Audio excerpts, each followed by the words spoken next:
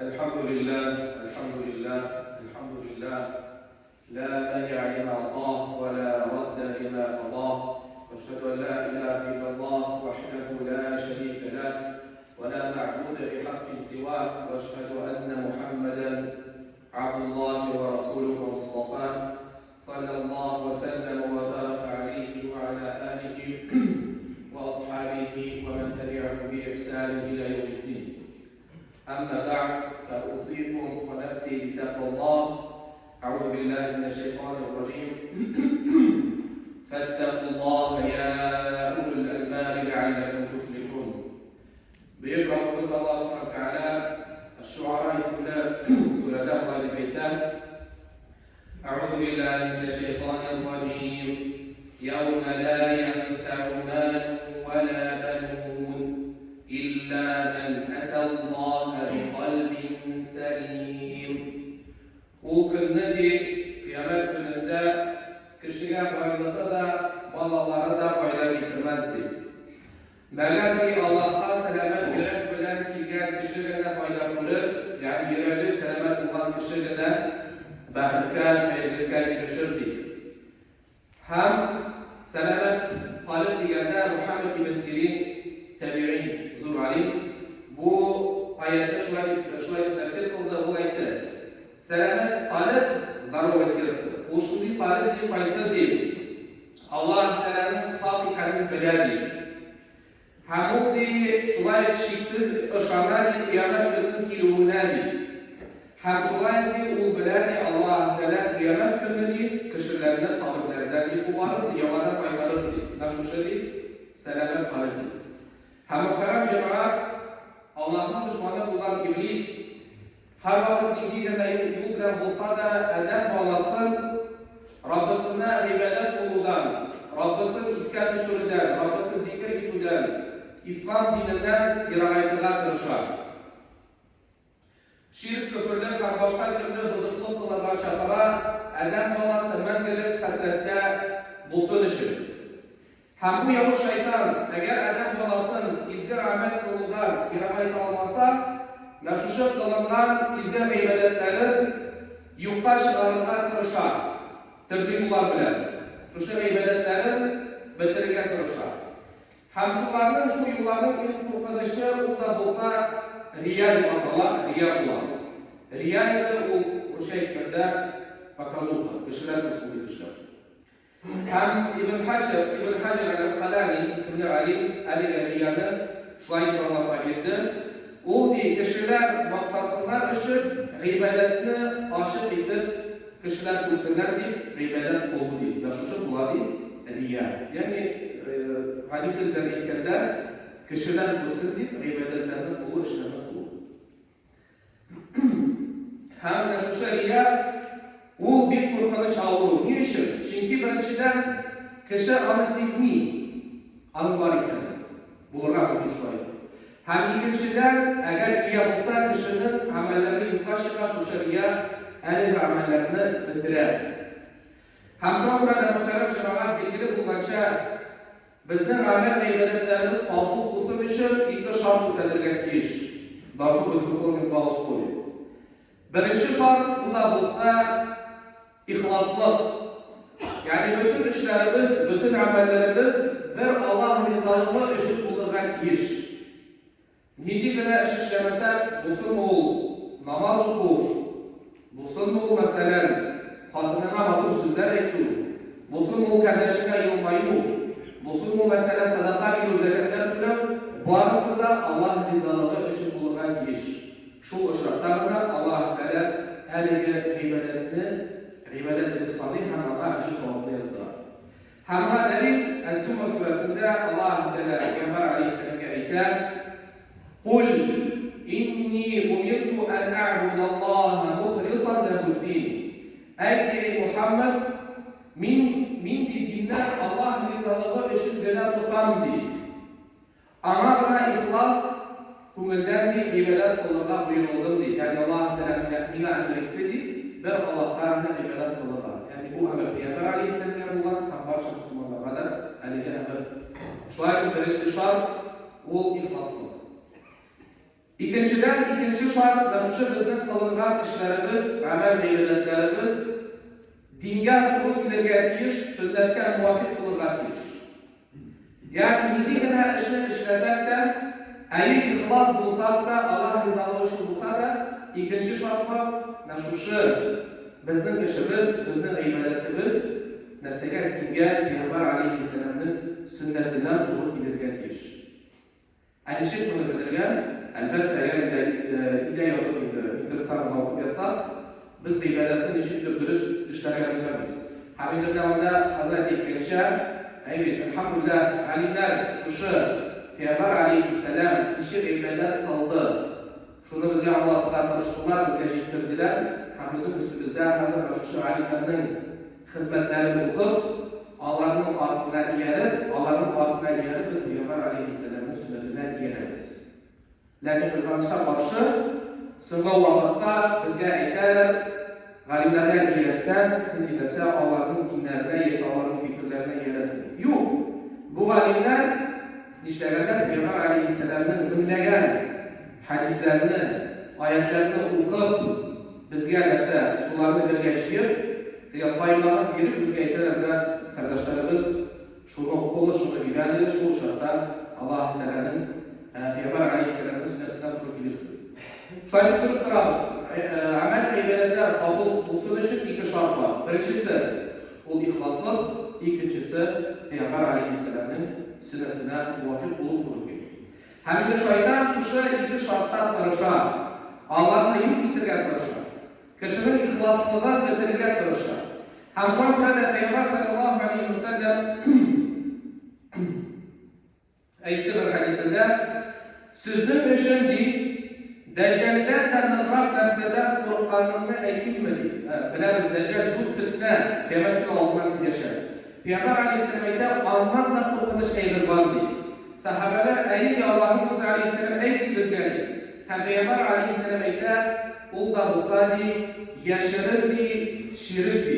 Ya'ni yashirin ravishda, ya'ni yashirinchilik, ya'ni kichkina shirik Alloh taolaga kimnidir tengdash bildirdi. Payg'ambar alayhissalom buni anlatib berdi. U deb qashar kishi namozga bosar, hamma kishilar qarab turganini bilib, namozini bizab o'qiydi. Kishilar kelgancha balki namozini tezgina o'qiydi, niqobda o'qiydi, balki namozida kishilarning kirganini eshitganda, buni hisob iymonni ko'taradi. Shuning uchun ham namozini uzoqroq, ortroq o'qiydi. Payg'ambar alayhissalom aytdi, bu benim işimdek en korkunç ayıdır, Dajjaldan korkunçlar ayıdır deydi. Şu şeriyatı kişiler işimdek ibadet bu.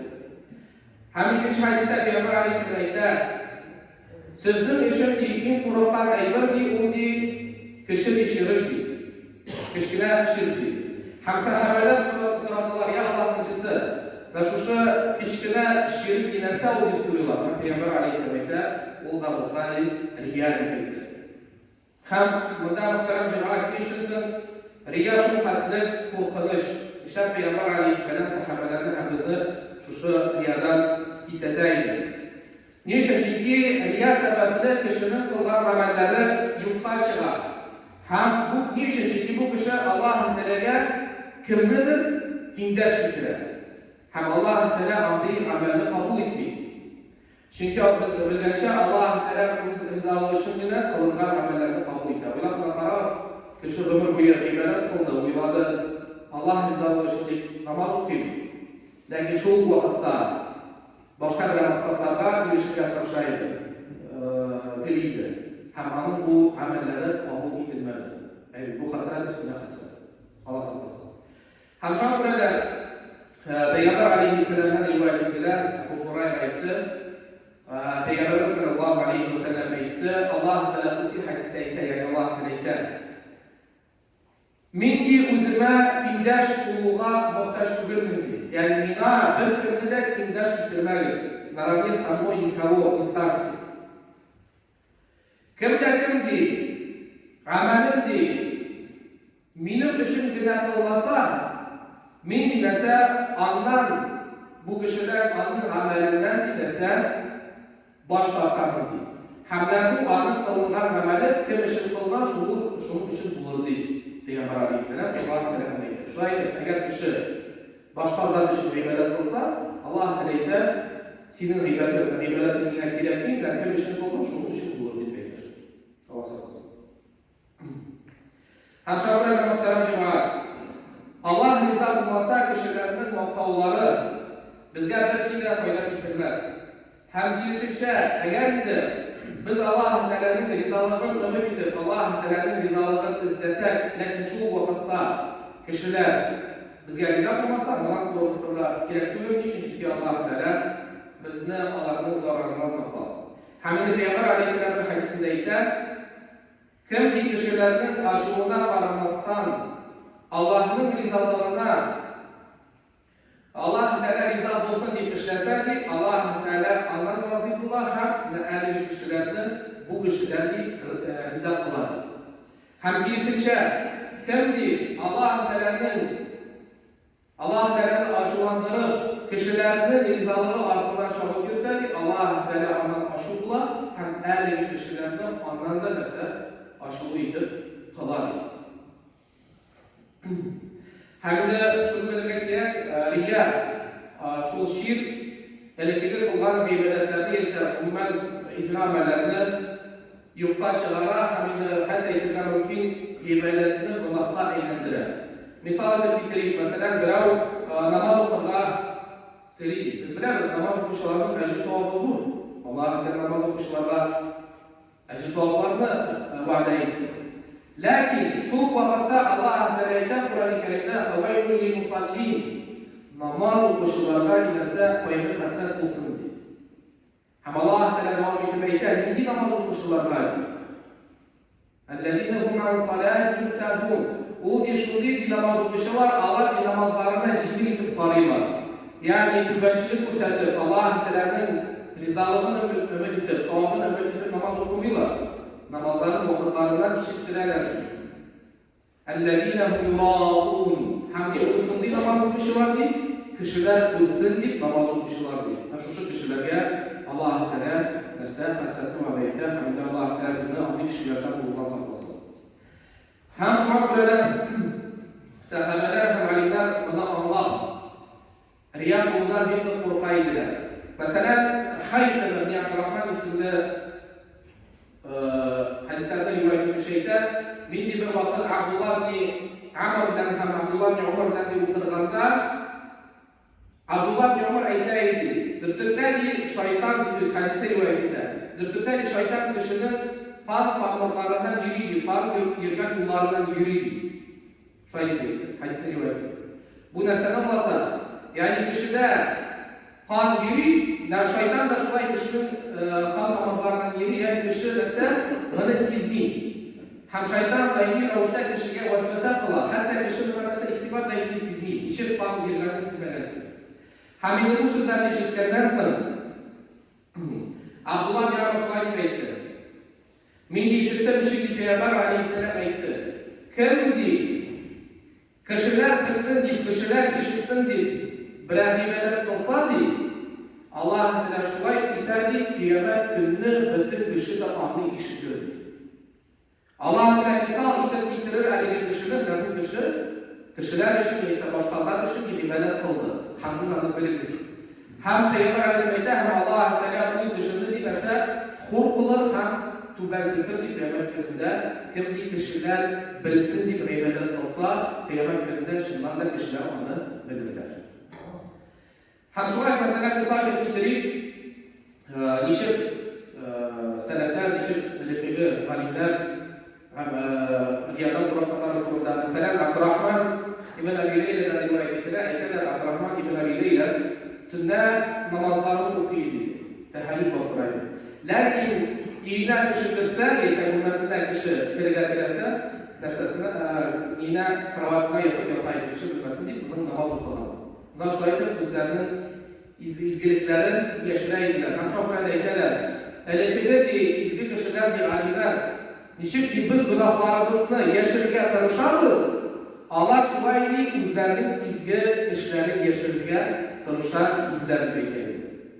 Hem misal için getirip mesela bir vakit Emevi devletinde Şuşa Konstantinopolini olganda, Alloga tilaganda bir askar boshlig'i bor edi, uning ismi Abdulmalik ismli askar boshlig'i bor edi. Hamalar Konstantinopolga borganda, ularning yo'lida bir ishlaydi, qal'a, krepость. Bular endi shunday bolalar, buni yo'l bolalar deydilar, yoki isha kun topib tursalar da bu krepostni ola olmaydi. Hamda bunda fikr kelar, shu krepость ostidan inasa qaziymiz, shukur qaziymiz, tugun qaziymiz, ham biror ikki kishi kirib, shu tugundan ishdan kirib deydi, haligi dushmanlarni o'tirib ham bizga eshikni ochirdi. Ya'ni ular qazilarni ham masalan shoqra kishilarni qo'rqinish edi, ishga kirib dushmanlar bilan so'rashib, shin botir bilan ishni ishlay oladi. Ham shunda bir kishi shig'alar ham aytadi, kirib Şuşa jidal astidan kirib, dushmanlarni o'tirib, ham eshiklarni ocha, ham musulmonlar haligi paymani, haligi, скажем, krepостni yo'qlab oladi. Shoqoladi. So'ngan so'ng bu so'z bitgandan so'ng, masalan, askar oldida bosib turadi, ham shoqira. Shu shiqir egasi foyda, shu shiqirdan kirgan kishi foyda deb shoqira. Birisi de javob berdi. Bir kishi shoqira foyda yo'q, birisi de javob berdi, birisi de shiqir. So'ngan so'ng aytdi, Alloh bilan ant etamdi, men senga amr etamdi, mening yonimga kel, amr etdi. Aha. Shukur egasi buni eshitgandan so'ng, u hozir biladi, askar boshlig'iga itoat etgan krepostga keladi. Ham bu arablar kishi ko'rmaganda buni yondan keladi. Shayda qasamaydi, umid uzgandan so'ng bir o'tirganda uyda palatasida bir kishi kiradi, bitin qoplagan, kiradi ham selam berdi. Hammasi mas'uliyat qismi shu ro'shakdan kishini qo'ydi, yo'q, lekin sizga aniq bunda xabar berdim. Lekin ish shart bilan, tri условия. Birinchidan deydi, uning ismini deyarli kishining ismini xalifaga jibermaysiz. Niye chunki bu bitimda nima ochdi? Krepость ochdi, полагается. Evet, nechga medallar ham boshqa. Birinchidan uning ismini xalifaga yozib chiqarmaysiz. Ikkinchidan ana bir yilda bular yo'la etmaysiz. Bir yilda bular yo'la etmaysiz. Ham uchinchidan uning ismi to'g'rida so'ramaysiz. Bu masalan shu askar polkovnik esa yo'laydi. Endi oltitamdi, bu shartlar bilan kelishamiz, yo'lay so'raymiz. Ham bu so'zlardan so'ng haligi kishida shukur dan turgan kishi shukur egasi ham kelgan yo'qoladi. Ham rivoyatlar masalan har bir namozdan so'ng duo qiladi Allohga, ya Alloh bilan meni shu shukur egasi bilan birga qiyomat kunida turg'izdi. Ular qaramiz. Haligi kishi bir kundan bo'lgan tugatdi. Nima misol? Nishib ketib haligiga sahabalar, tabiinlar, valilar nishib ketib izgil amallar qildilar, ham nishib ketib uni yashirilgan turishaydilar. Ajr savobi Allohga bo'lsin uchun Alloh taoladan izolot qildi. Hamda bunda so'rov o'rganib biz endi butun izgiliklarni yashirsak, ko'rsatmasak, kishi nishib olib nishib bunga kiradi. Ham shu bilan alimlar aytadilar, Пойпер uşraqlarda некоторые ситуации ruxsat etiladi, разрешается izgi amallarni ko'rsatib ishlarga. Kishilar buna qarab yuradilar ishi. Ham Imom Al-Tabari aytadi tafsirida, masalan Umar radhiyallohu anhu masalan Abdullah ibn Mas'ud va boshqa sahobalar masjidlarda ibadat qilganda turishib, ibodatlarni o'tkazadilar. Ya'ni ko'p ibodat qiladilar masjidlarda. Niçin? Çünkü Allah Teala'nın halkını biladilar. Allah şeytan onlardan korkaydı. Hem şu kişi ikiminin aşırı amelleri hem yaşırı amelleri bir tiz bulsa yani onlara zıtsınıyor. Kişi gördü mü, kurmadı mı, onlar ibadet kılar. Naşudi kişilerge sünnet bulanı amellerini ko'rsatib ishlar Allohga uyransinlar ishi. Shunga imomlarga aytadilar, endi imomlar shu izgiliklarni ko'rsatib ishlasalar yaxshi bo'lar edi. Alloh taolo bizni kılan İslam alemimizin kavladan ıslan hamidafetler Allah Teala'nın ayeti kitresini ile Allah Teala'yı فمن كان يرجو لقاء ربه فليعمل عملا صالحا ولا يشرك بعبادة ربه أحدا.